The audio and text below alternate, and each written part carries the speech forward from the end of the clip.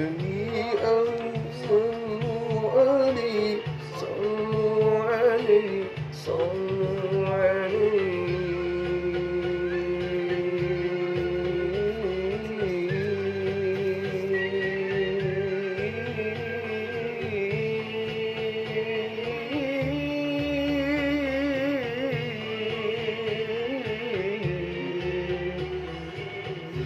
Panjang banget suaranya.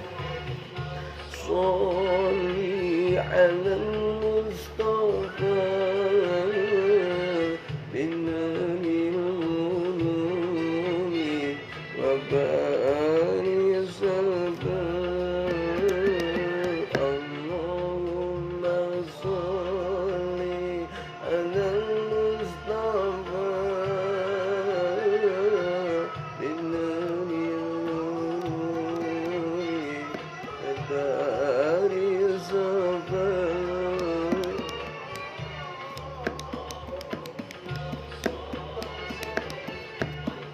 Mustafa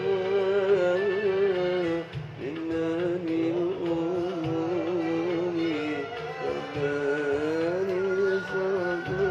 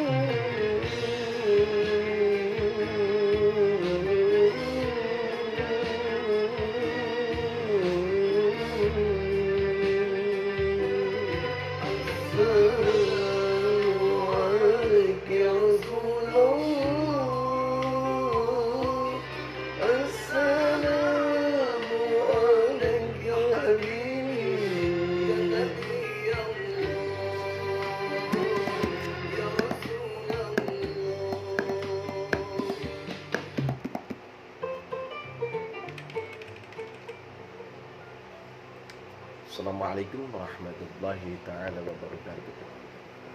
Alhamdulillah as-sana bil bayan wa ja'alana minal faizina bidaril jinan. Wassalatu wassalamu ala waladi adnan wa ala alihi wa sahbihi dawil ilmi wal irfan. Asyhadu an la ilaha illallah wa asyhadu anna Muhammadar Rasulullah.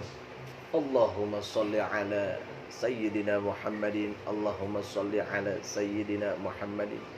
Allahumma shalli ala Sayyidina Muhammadin. Amma ba'du.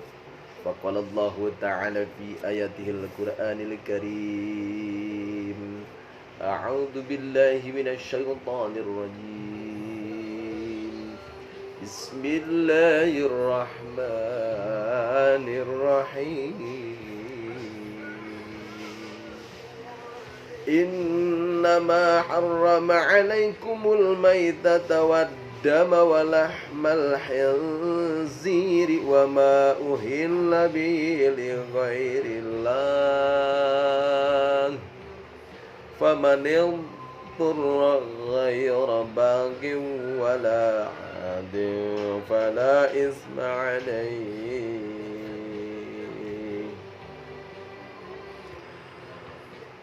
Sadaqallahul azim wa sadaqa rasuluhul azizil karim wa ala dzalika minasy syahidin wa syakirin walhamdulillahirabbil alamin. Wa qala aidan fi ayatin ukhra al-yawma uhilla lakumut thayyibat wa ta'amul ladzina utul kitaba illul lakum wa ta'amukum hillul lahum. Shadaqallahul adzim wa shadaqa rasuluhul azizil karim wa ala dzalika minasy syahidin wasyakirin walhamdulillahirabbil alamin. Ditemani dengan sholawat baginda Nabi Muhammad SAW yang dikumandangkan oleh Ki Haji Mukmin Aidul Mubarak SPDI Qori Internasional asal Tasik Malaya.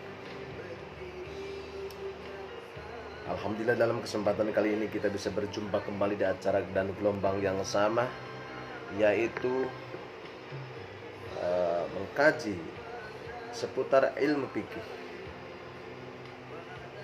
Yaitu kemarin sudah kita bahas tentang wajib, sunnah. Yang keempat, makruh. Apa yang disebut makruh? Makruh itu adalah perbuatan makruh. Ya, perbuatan makruh adalah suatu perbuatan yang dirasakan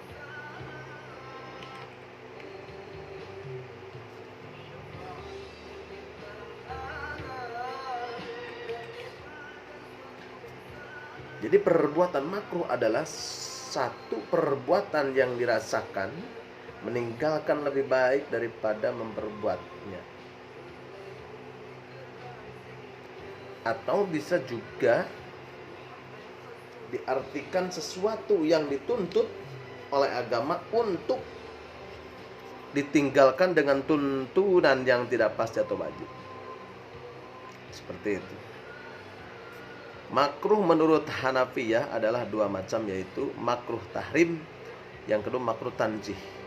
Makruh tahrim yaitu sesuatu yang dituntut agama untuk ditinggalkan dengan tuntunan yang pasti berdasarkan dalil zanni, seperti memakan sutra atau memakai sutra atau cincin emas bagi laki-laki.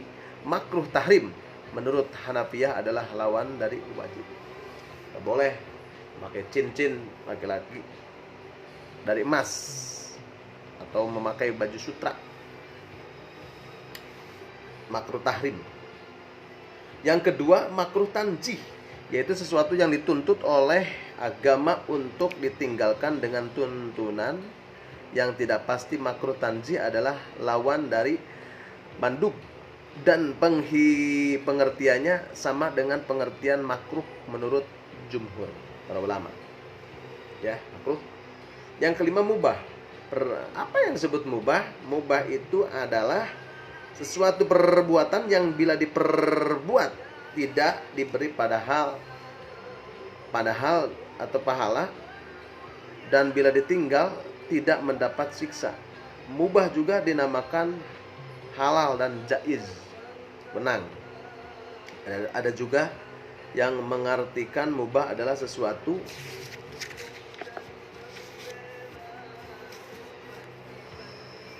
diperbolehkan oleh agama untuk orang mukalaf. Mukalaf itu adalah orang yang baru masuk Islam, antara mengerjakan dan meninggalkannya. Artinya boleh memilih antara mengerjakan dan meninggalkannya, seperti makan, minum, dan bermain-main yang sehat. Iman Ash-Shukani memberi definisi mubah sebagai sesuatu yang tidak dipuji orang mengerjakan juga orang yang meninggalkannya. Pembagian mubah ada 3 macam, yaitu satu, dinyatakan sendiri dalam nas bahwa tidak berdosa melakukan, seperti kalau suka boleh memperbuatnya, kalau tidak boleh meninggalkannya, seperti firman Allah dalam Al-Qur'an, a'udzubillahi minasyaitonir rajim, innama harrama alaikumul maitata waddama walahmal khinzir wa ma uhilla bihi li ghairillah wa man turra ghaira baghi wala adin fala isma alai. Yang artinya wallahu a'lam bil muradihi, sesungguhnya Allah hanya mengharamkan bagi bangkai dari daging babi haram, dan binatang yang ketika disembelih disebut atau nama Allah. Tetapi barang siapa dalam keadaan terpaksa memakannya sedang ia tidak menginginkannya dan tidak pula melampaui batas, maka tidak ada dosa baginya. Jadi bangkai atau bangkai babi atau makan daging babi haram. Tapi kalau kepepet di gurun pasir tidak ada makanan, kalau tidak makan babi itu mati, boleh.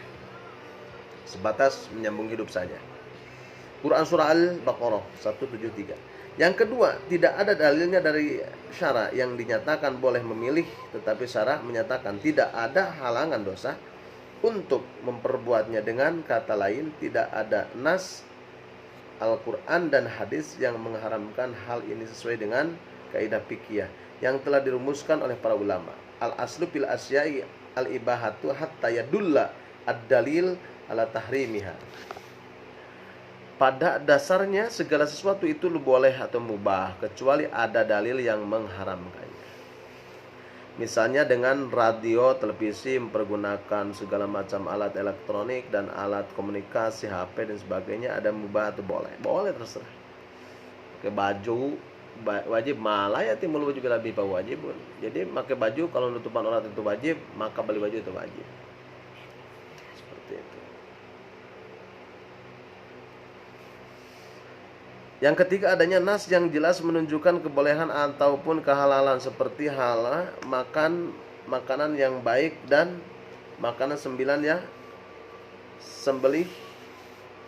yang dilakukan oleh ahli kitab untuk umat Islam sebagaimana disebutkan dalam Al-Qur'an, al-yauma uhilla lakumut thayyibat wa ta'amul ladzina utul kitaba hillul lakum wa ta'amukum hillul lakum. Pada hari ini dihalalkan bagimu yang baik-baik, makan sembelihan 9 orang-orang yang diberi kitab itu halal bagimu, makanan kamu halal pula bagi mereka. Quran surah Al-Maidah. Menghadapi hal yang mubah tidak berarti boleh berbuat semuanya, baik melakukan atau meninggalkannya. Misalnya makan, minum dan berekreasi sehat diperbolehkan dengan memilih jenis makanan, minum dan tempat rekreasi yang disukai dan juga waktu apa saja disukai, namun tidak boleh berlebih-lebihan israf sehingga makan, minum dan rekreasinya yaitu seluruh waktu sebagaimana firman Allah, wa kulu washrabu wa la tusrifu. Makan dan minumlah dan janganlah berlebih-lebihan. Quran surah Al-A'raf 31. Boleh gitu kan, rekreasi, jalan-jalan, tadabbur gitu, tafahum, membawa anak gitu. Sebaliknya orang pun tidak boleh, tidak harus makan dan minum. Assalamualaikum tayalin. Sehat mungkin. Sebaliknya orang pun tidak boleh, tidak harus makan dan minum. Ditahan makan itu merusak, karena kulusain hakun, tangan hak, perut hakun, ginjal hak, jantung hak, semuanya ada haknya. Tidak boleh qatilun nafsi, bunuh diri, termasuk dosa besar itu kalau bunuh diri. Sebagai firman Allah Subhanahu wa taala, wala tulqu bi aidikum ila tahlukah.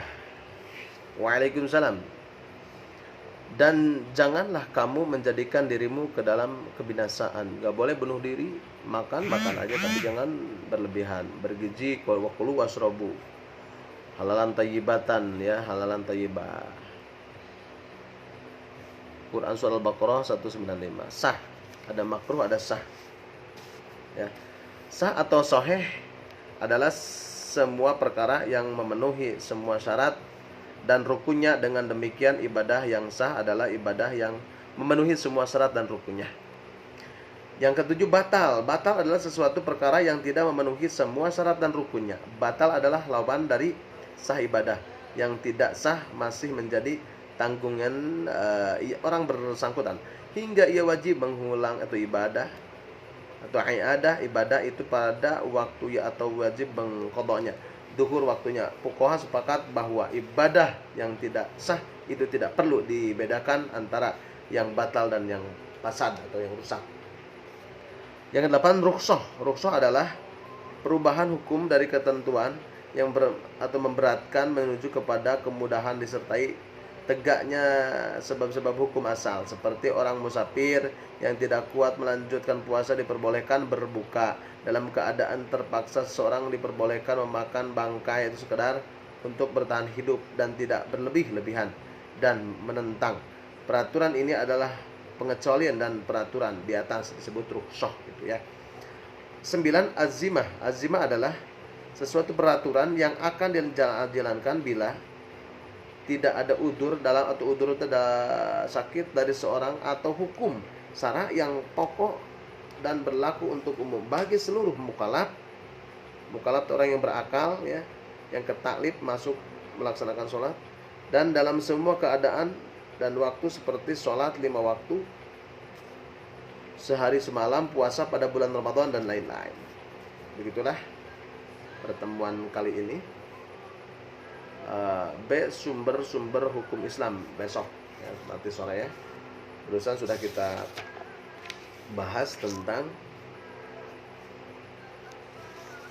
makruh ya, makruh, mubah,